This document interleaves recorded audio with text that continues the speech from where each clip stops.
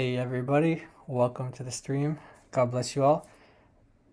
I want to cover today the recent video David Wood just put out, a discussion between him and Uthman on the Quran, the different readings of the Quran, the variants, and I'm just going to start out right away. We're going to get right into the video, so let's pull it up and let's go. This is a moron, doesn't know what a Qira'at is, right? Yeah. Let me explain it. Are there textual differences? Let me explain it, bro. There are textual differences. Listen. Textual differences. It's been corrupted. So you can't listen. This is the problem with him. You can't listen, right? Now, when you look at the Torah, are there different verses? Are there different lines? And I have a whole book on the Dead Sea Scrolls and the Standard Torah and the differences between them. So it is not just that they're different recitations. Now, his father, for example, he recites in Shu'bah and Asim, and somebody else will recite in Hafs and Asim. Those are all in accordance to one Mus'haf, the Uthmani Mus'haf. All right, so that's the first part. He's going to repeat that again, so I'm going to fast forward there. I think it's around this time. And so his claim is that all of these different readings that they accept are all according to this one Mus'haf, the Uthmani Mus'haf. And we're going to examine that claim, see if that's true, or was he telling a lie? So let's play this part, and then I'm going to pause and show some evidence. Differences of Qira'at continue on the Mus'haf Uthman.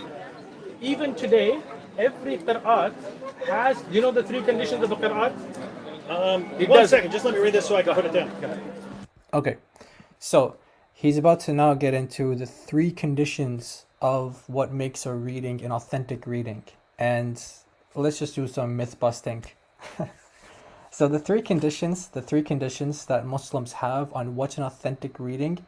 First one, it has to be, like he said, it has to be in the script of the Uthmanic Mus'haf. So the codicy of Uthman, it has to be in that type of let's say font. I'll show you guys an example. So let me just show my other window here. Just bear with me a moment.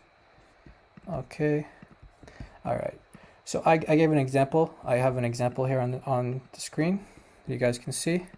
So actually, matter of fact, let me make my mouse bigger. Let's see if this helps. Okay, let me make the cursor. There we go. So hopefully that's easier to see. All right, so this is what he's talking about. He's saying that, I mean, this is one of the rules, one of the criterion for determining if a reading is authentic or not. Okay, he says that it has to match the Uthmanic text. This is in Arabic called the Rasm, and other people call it the consonantal skeleton or the skeletal text. Basically what that means is this text right here is unintelligible to someone reading it today because there aren't diacritical marks. There aren't, not just diacritical marks, but there aren't even consonantal marks, like points on the letters that differentiate between different letters. Okay, so this is what it looks like, without any dots, without any vowels or anything like that. So one possible way to read this, by the way, this is an example in the Quran. It's in chapter 2, verse 2, and so this is one possible vocalization. So this is the one that we find in the Quran, and this is the reading. That book has no doubt in it. That book has no doubt in it, and you can see how the letters are kind of filled in. So there's a dot above this letter. You have all of these different sort of dots, and like here's the blank. This is like the skeletal, the blank text, and then this is one possible way to read it. This is how it's vocalized in the Quran today. So you can take this text right here. You can take this text and you can vocalize it to make it say that book has no doubt in it. However, you can take this same text in the Uthmanic text and you can vocalize it another way. That kebab has no oil in it.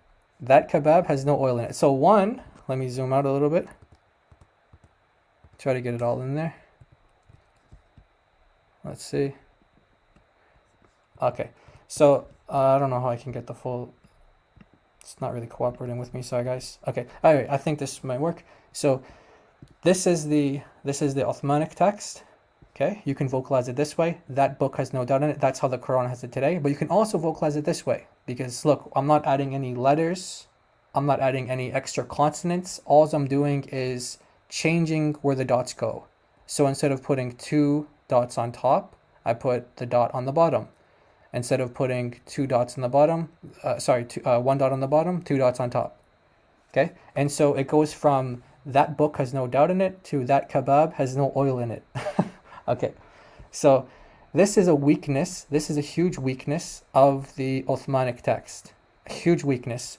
And I'm not the only one putting this out. This is also something that early Muslim scholars like Ibn Khaldun, for example, Shadi Nasser quotes him in his book. And I'm just going to read the quote here. So this is Shadi Nasser in his book, The Transmission of the Variant Readings of the Quran. And this is what Ibn Khaldun says. So Ibn Khaldun, for example, condescendingly criticized the traditionalists for their ahistorical views regarding the development of the Arabic script. Okay, so the development of the Arabic script, and he goes on, he stated that the early Arabic script, so the early Arabic script, meaning this one, this is the early script without any dots, this is the early script. The early Arabic script has caused several discrepancies in the Uthmanic copies. Several discrepancies. I'll give you guys just 2 examples of that real quick. So here's, if you go to chapter 2, verse 58, and this one is Hafs, this one is Warsh, and so these are both authentic, accepted readings. So this is a possible discrepancy. So if you put 1 dot on top, it's we forgive. If you put 2 dots on the bottom and take the dot off top, it means he forgives. So we forgive, he forgives. Ibn Khaldun said this is a discrepancy. This is a weakness of this type of script. So in other words, if I just want to make this really clear. So this is the Uthmanic text, and then you vocalize it. So different vocalizations, different readings. Okay? So according to Ibn Khaldun, this is underdeveloped. It's imperfect. Because it causes these discrepancies. What discrepancies? Well, if you put 1 dot on top, it means we forgive. If you put 2 dots on the bottom, it means he forgives.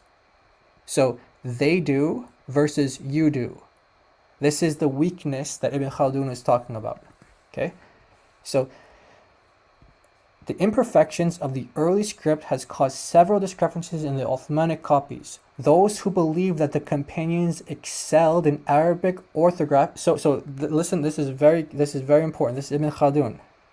So he says those who believe that the companions excelled in Arabic orthography, so the Arabic script, are, according to Ibn Khaldun, idiots. Whoa, that's a big claim. That's not me saying that. That's Ibn Khaldun, Muslim scholar. So this first criterion that he says, that it has to match the Uthmanic script, this is what he's talking about. It has to fit in that script, this defective script that Ibn Khaldun says, if you think that this is like the par excellence of Arabic, this is like the best of the Arabic language in terms of the script that was used to write the Quran, he says that they're idiots. That's Ibn Khaldun. And if you want the Arabic, Ibn Khaldun, this is in his book. Just gonna kind of skim through it. Those of you who know Arabic and you want to pause to read it, you guys are free to do so. I'm not gonna take the time to do that because Shadi Nasser already translated it for us here. Okay, so this is the first point, and this is the criterion that they use to determine. It's used to determine whether a reading is authentic or not. So is it true that these are the only types of differences in the different authentic readings? So it's the same skeletal text like this, right? So like I have here, let me just make this a little bit bigger so you guys can see the full thing. Okay, so you have the skeletal text here, no dots at all. If you fill in the dots, you can get that book has no doubt in it, or that kebab has no oil in it. Okay, so it's the same skeletal text, but you add in the dots, the vocalization. So is it true that all of the authentic readings that Muslims accept as authentic, I'm using their terminology, that they accept as authentic, is it true that all of them are just like this? Like you have the Uthmanic Mus'haf, the codice or the Codex of Uthman, And then there are just different ways to vocalize it. So instead of al-kitab, the book, al-kebab. Is that true? Because it can go back to this one originally, depending on how you feel in it. Is that true? Well, I'm going to provide with two simple examples. So here's one. This is in chapter, I should have noted the chapter. In chapter 3, verse 133. Chapter 3, verse 133. Okay, it's right here. Chapter 3, verse 133. We have the Hafs reading. So the most popular reading. You guys see here, this is a letter wow in Arabic. Letter wow. It means and. So this says and then we go down to like qalun, or we can go to warsh. So these would be more used in North Africa. And you see that there's no wow. There's no letter wow. There's no and. Where did it go? Where is this letter? Where is this letter? It's nowhere to be found. But I thought that according to this criterion that Muslims have, that all of these scripts in these different readings can be traced back to the skeletal text. So if we take this one, the skeletal text should have this letter wow. But if we go to this one, we're not gonna, where's the wow? So in other words, they can't be coming from the same skeletal text because they missing letter, missing word. Okay. Here's another example.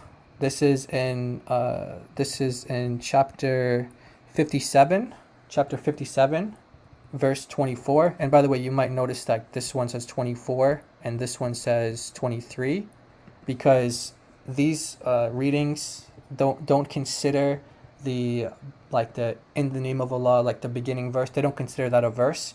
So, by the way, if you're doing like miracle, like number 19s, like some scholars do, Shabir, it totally messes up your count, because while this is verse 24 in Hafs, it's only verse 23 in Qalun and Warish and etc. So your count is going to be off by one verse. So if you're going to look for patterns of 19, which one do you go by? Anyway, I don't want to go off on a tangent. Sorry about that. Okay, so what we're focused on here is this word, huwa. Okay, huwa. This is what we're focused on. Where is it in here in this reading? This is authentic reading, and this is an authentic reading. Where is it? The missing huwa. Where is it? So the claim is that every single reading goes back to the, let's go back to our example here. Every single reading is supposed to go back to a skeletal text like this. And the only differences are things like, putting like 2 dots here and 1 dot here. But the consonantal skeletal text is all the same. But this is a consonant and this is a consonant. So if we look, where did Hafs get the huwa from? If we go back to that mushaf, let's say it has the huwa. Okay, let's say it has the huwa. Well, where did this one get it from? Oh, sorry, how did this one lose it? So I guess there's 2 different ways of looking at it. You can say that Hafs added on huwa, or you can say Qalun and Warsh deleted it. I mean, I don't know. So either Hafs added it or they deleted it. Okay. So we can see clearly that these cannot go back to the same mushaf. So that's point number 1 I wanted to bring out from this. So let's go back now. Let's go back to remove my screen, and let's go back to the David Wood and Uthman. I like stumble, what do I want? Because I usually call him Sheikh Uthman, but he recently told David he's actually not a sheikh. So I thought he was a sheikh. I didn't know he wasn't.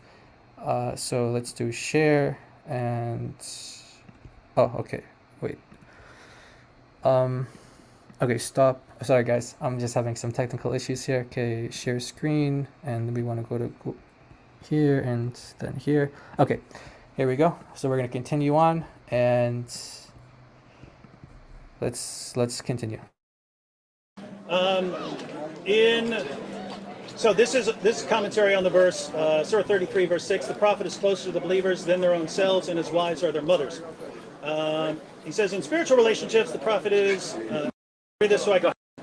Has, you know the three conditions of the Qira'at?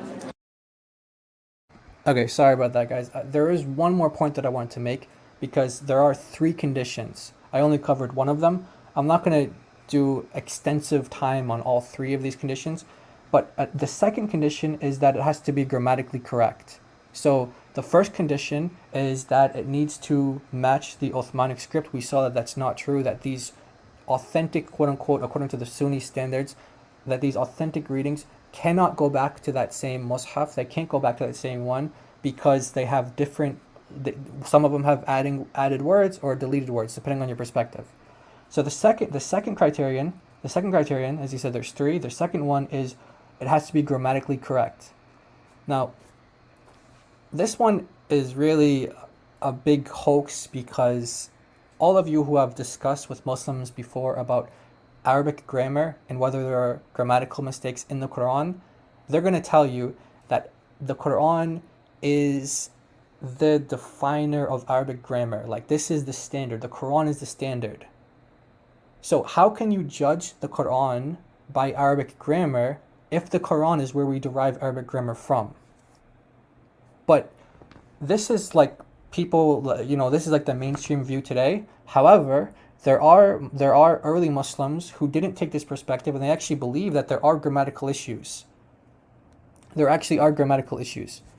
So let's go to the famous deleted interview. I don't know if this is smart to switch the windows like this. Hopefully I don't mess things up too badly. So we're at 522. So check this out. Okay, famous deleted interview right here. Dr. Yasser, he means, I understood that, and the first thing I thought about was mushkil from grammatical perspective, the ayat. Like some of the mufassirun and some of the nuhat, they used to use that language. It's problem from a grammatical perspective. Exactly. So the early commentators of the Quran, the early Muslim scholars, would often point out grammatical issues in the Quran. So remember, he said that the second criterion for authenticating a reading in the Quran is that it has, well, he didn't say this, but this is what he's referring to, that it has to be grammatically correct. And then the third one, and then we're going to get back to the David Wood interaction with him on this, on the back to them. The third one is that it has an authentic chain, which is another hoax because you can have a perfectly authentic chain for something, but the content might be disputed. So a perfect chain, in other words, according to all their Islamic sciences and standards, it's correct, it's sahih, but the content can be disputed and it's gone. So the chain is not really important at all. And we're going to get into that more. We're going to get into this more about the chain because he comments on it again, and then we'll go into greater detail there. So now, let me go back and hopefully mess things up. The difference of the Qira'at continues. Okay. On the Mus'haf Uthman. Even today, every Qira'at has, you know the three conditions of the Qira'at? One second, just let me read this so I can put it down. So this is commentary on the verse, Surah 33, verse 6. The Prophet is closer to the believers than their own selves, and his wives are their mothers. He says, in spiritual relationships, the Prophet is entailed to more respect and consideration than blood relations. In some qira'as, like that of Ubay ibn Ka'b, occur also the words, and he is a father of them, which imply his spiritual relationship and connection with the words, and his wives are their mothers. So in his qira'ah, so he's in his saying, qira'ah, wait, he had extra words. hold on. Now, this is your ignorance again. Bring me the ayah. David Wood's going to get done another time now. Yeah, because you're Ubay, ignorant. because Ubay ibn Ka'b screwed up. Because you didn't understand the hadith. That's the problem. Okay. There you go, right there. That's the note. That's the verse. So the note is For some strange reason, 7-4. For some strange reason, Ubay ibn Ka'b had extra words in his. He did not have extra words. Hold on, I'm showing you. Notice he's saying that Ubay did not have extra words. He did not have extra words. That's going to be really important because he emphasizes on this over and over again. And this is where the lie really comes out with that statement. But I'm going to continue and we'll see.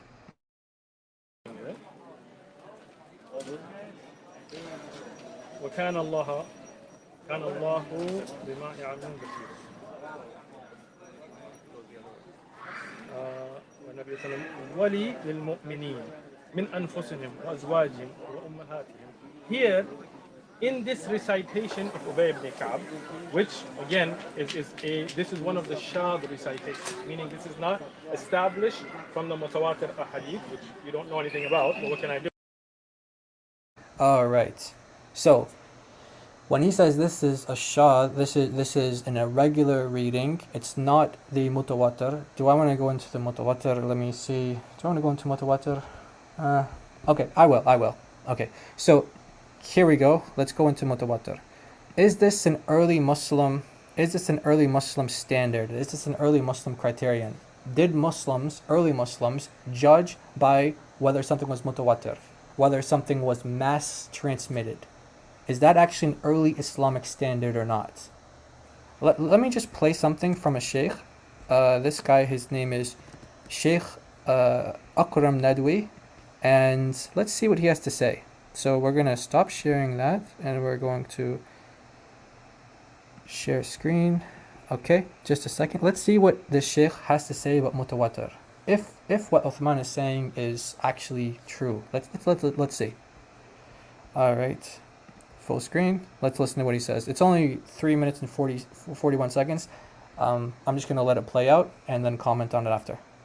Mutawatir basically means the number of the people who report the hadith. So if they report such a huge number that they cannot lie or they impossible to agree on a mistake, that will be mutawatir. And less than that is called ahad, because generally one or two people narrate, they call ahad. But this idea of mutawatir and ahad, again actually came into Islam from non-Islamic sources. Uh-oh. I know I said let it play out, but I had to comment. He just said that this concept of mutawatir and ahad doesn't come from Islam. It comes from non-Islamic sources. Whoa. People of the hadith, they never divide hadith into mutawatir and ahad. People like Sufyan Thawri or Ibn Uyayna, Imam Shafi'i, Malik, Abu Hanifa, then after that Bukhari, Muslim, Tirmidhi, Nasai, none of them ever use the word mutawatir. Never. Some of them use the word mashhur, but mashhur has another meaning, dictionary meaning. Does not mean the mashhur that people say. This never had been. The first time when it was made part of the hadith science was done by Khatib al-Baghdadi. Khatib al-Baghdadi died in there 462 or 63. You can see after such a long time. Okay, he's saying that this concept of mutawatir that Uthman just appealed to, doesn't actually come into Islam until roughly 400 years after the death of Muhammad. Imagine, 400 years after the death of Muhammad. That's when Muslims started to use this way to, test something's reliability on mutawatir, meaning, is there mass transmission? And this time I mean it, I'll just let it play out. I'll just let him talk. Before that, nobody includes mutawatir into usul hadith. First, mutawatir was introduced by mutakallimin. Then after that, adopted by fuqaha in usul fiqh for a purpose, because they want to make who's kafir, who's not kafir. So the best is make a measurement. The whole purpose was if somebody denies mutawatir, he's kafir. So, in Islam. So this came later on. The knowledge really is a sound knowledge and non-sound knowledge. That's how Muslims have been following. If knowledge is sound, you should follow it. If knowledge is not sound, don't follow it. That's all. It doesn't matter how many people report it. What matters is sound. Make effort to find sound knowledge. Sahih. So that's why Bukhari wrote his book as Sahih. Muslim wrote as Sahih. Sound knowledge is important. Not number. Actually, numbers can be misleading. Sometimes can be a huge number, for things which are lie and false. If you ask Indian people, they are also mutawatir isnad. Who's going to judge? Who's going to find out? And what can you mutawatir? Just think really, what can you mutawatir? How can you make mutawatir prophethood? Prophethood must be to one person. He's the man who did. And most of the things that prophet did really, not necessarily taught by everybody. The most of the things will be, actually all the good things are ahad. Mutawatir are very few hadiths, even though they are disputed. Actually, there are people who say there is no single mutawatir hadith in the world.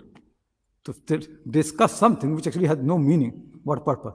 Some people say there's no single mutawatir hadith in the world.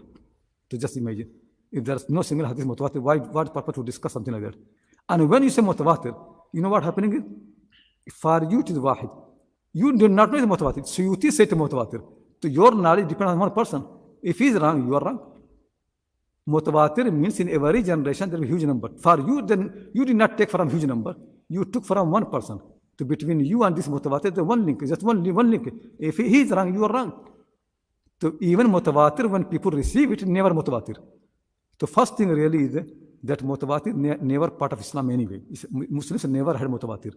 Second thing is even if people include mutawatir, it's not useful because people don't agree if there is something mutawatir. And the third thing is when you follow mutawatir, it is not mutawatir for you. You never got.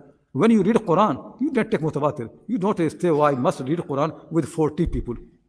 Otherwise, it will be one. You learn one teacher. That's all. Whoa. All right, so that's Sheikh Akram Nadwi, and he's clearly saying that this concept of mutawatir is not original to Islam, and it's not it shouldn't be an acceptable Islamic standard for judging things because it's so late. Now, I'm just going to play one more clip from Shadi Nasser. I read from his book earlier, so let me just play one clip from him. This is about 16 seconds, I think. So the concept of tawatur, which was early on, was not used. There was no one in the early period said that the Quran was mutawatir. That's the later concept that was applied later on the Quran. Even people like Ibn Mujahid or Tabari, they never used this term to describe the Quran. It was used by the people of Usul al-Fiqh and theologians because you need the Quran. All right. So just confirming this point that mutawatir was not used by the early Muslims. So these three criterion that Uthman was talking about, that it has to conform to the skeletal text of the Uthmanic consonants, we've shown that that's not true. There are examples where that's not true. The fact that it has to be grammatically correct in Arabic, that's not true because Muslims like Uthman, they claim that Arabic is based off of the Quran. So you can't say, I'm going to judge this text to see if it's grammatically sound or not, if your whole understanding of Arabic grammar comes from that text. It's unfalsifiable. You can't do that. And then, this authentic chain, mutawatir, we just saw two Muslim scholars saying very clearly that that is not an early Muslim concept. So let's continue. Let's continue on to the video. And this is where it's really going to this is where Uthman is really going to expose himself. So here we go. All right. Okay. Here, the word is pronounced differently. It's not an additional word, which changes its meaning from their own wives, from their own selves and wives, to rather their own fathers. Okay, just to be clear here, he's saying that in this passage, chapter 33, verse 6 in the Quran, where it says that the Prophet is closer to believers than themselves, and his wives are their mothers. And he's saying that when Ubay would read, when Ubay's reading, which we're going to see it's more than just Ubay, would read, and he is a father to them. So, and Muhammad is a father to them. He's saying that this is not an addition of words. Uthman is stating that that's not an addition of words. I'm going to play a little bit more because he says that a few more times and he tries to give examples. Let's play. But this is first off, this recitation, and he is a father to them. Right. Again, so like here, how he is closer to them. In the recitation, the word changes the meaning of it. Not that there's an additional word, right? So he's saying that the recitation is what changes the meaning, but it's not a different word. He's actually saying that he is a father to them, and he is a father to them. He's saying that that is not addition of words. This is just a matter of pronunciation. I mean, this guy is such a liar, but let's continue. Word said occur also the words. Let me explain it to you again, and you get it on, and you can read it. But the thing is, you don't really want to learn. the word walid and walida, for example, right? And it just to change in recitation changes the meaning. Both of them being correct. Ubay ibn Ka'ab radiallahu anhu, this qira'at is not established mutawatir. All right. So he gives an example. He says walada, which means to give birth or to father, and walid means a father. He's saying that the only difference is pronunciation. Actually, that's it's true that there's a different pronunciation, but there's also a different spelling. So walid actually has an additional letter. It has an alif in it. So you're actually adding a consonant. So his example doesn't fit what he's trying to say. Let's continue on. Qira'at has to be mutawatir from Nabi alayhi salam. But even here, it was not the additional word, but the difference in recitation that gave the depth in meaning. Now, so it's not an additional word. That's what he's claiming. These recitations, as Asyuti has mentioned, that are shadh. That means that they are not accepted, because even in recitation, we have to make sure they're mutawatir, that they are through numerous authentic chains. Those that are through authentic numerous chains, they do not have additional words, because they all have to go back to one mushaf.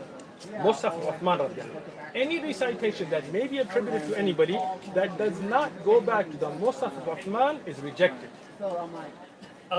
Sorry, Dave. So if other more time. Muhammad.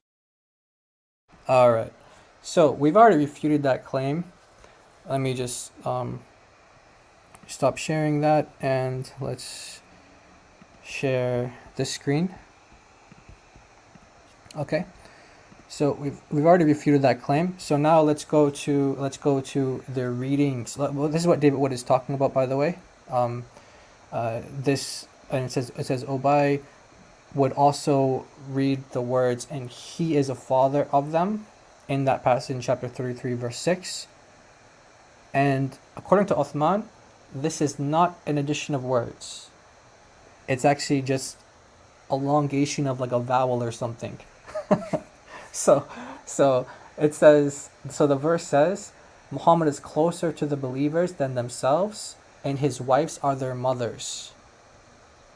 And he's saying that apparently if you like elongate a vowel in Arabic, then it's like, and his wives are their mothers. That elongation, like that means he's also a father to them. That's what he's really suggesting that. Like, it's crazy. But let's just go to it. So this is the encyclopedia of the different readings of the Quran. Have the page open here, and we have in the Arabic, it says that in the Mus'haf of Ubay and Ibn Mas'ud and Ibn Abbas, they would all read it as,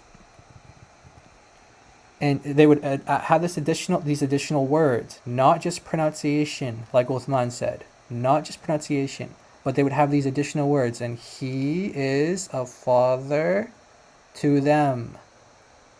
So these are additional words, not like Uthman said, it's just a matter of pronunciation. Let me see. I have I tried to bring up an example.